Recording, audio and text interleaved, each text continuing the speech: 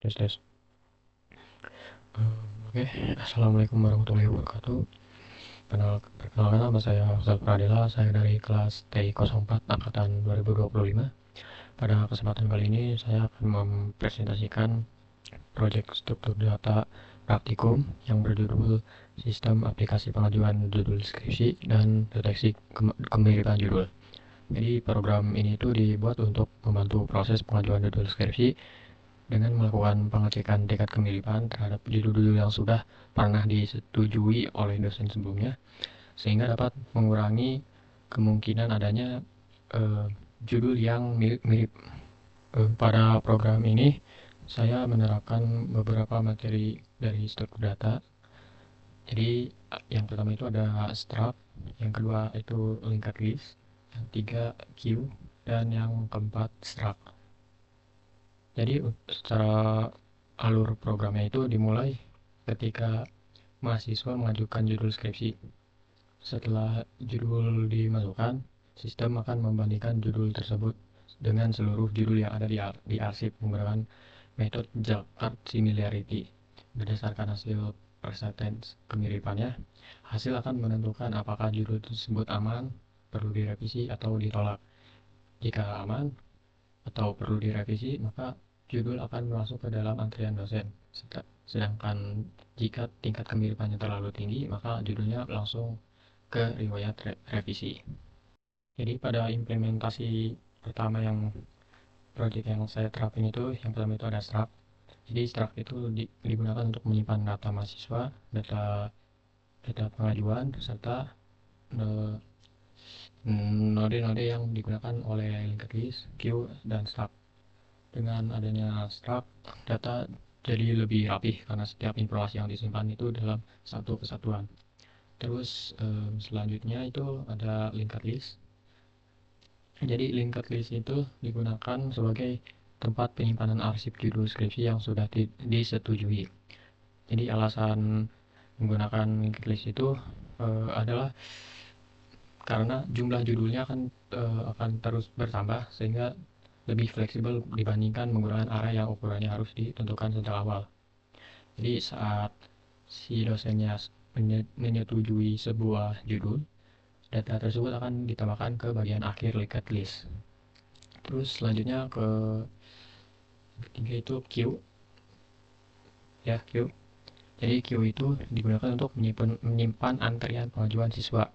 Jadi queue ini menerapkan prinsip FIFO atau FIFO atau first in first out, yang artinya itu mahasiswa yang mengajukan lebih dahulu akan diproses lebih dahulu oleh dosen. Jadi ketika mahasiswa mengajukan judul yang masih memenuhi syarat, data akan dimasukkan menggunakan proses NQ. Kemudian saat dosen memproses pengajuannya, si data pertama yang akan diambil itu yang menggunakan proses DQ.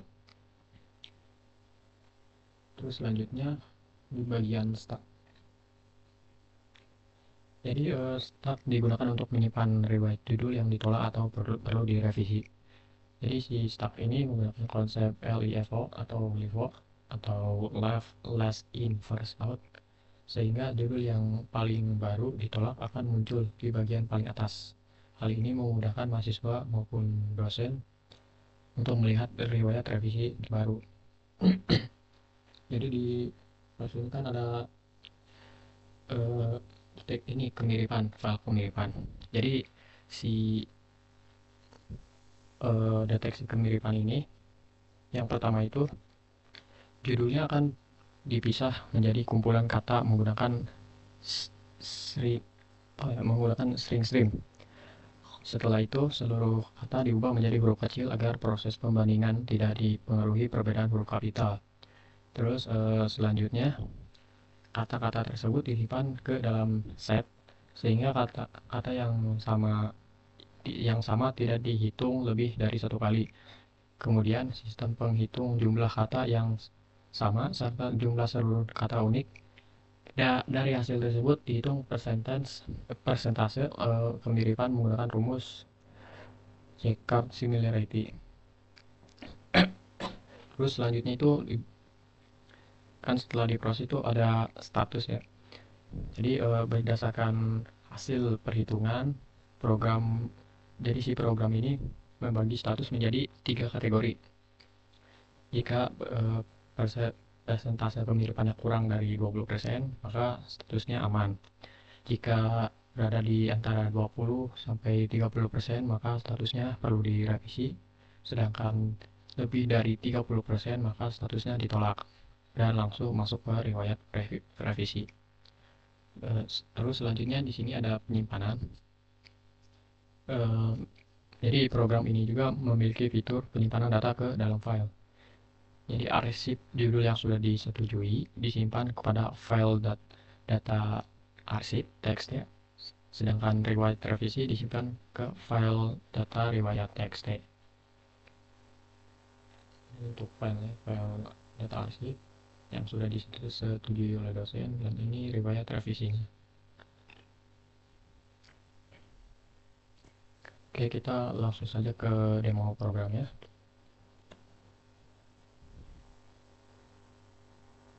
Oke, untuk tampilan awalnya itu terdapat 5 menu utama ya, yaitu mengajukan judul skripsi baru, terus melihat antrian pengajuan judul, proses antriannya oleh dosen, melihat melihat arsip judul, dan melihat riwayat absen lihat riwayat revisi. Oke, saya akan mencoba buat ngajuin judul skripsi baru dulu ya.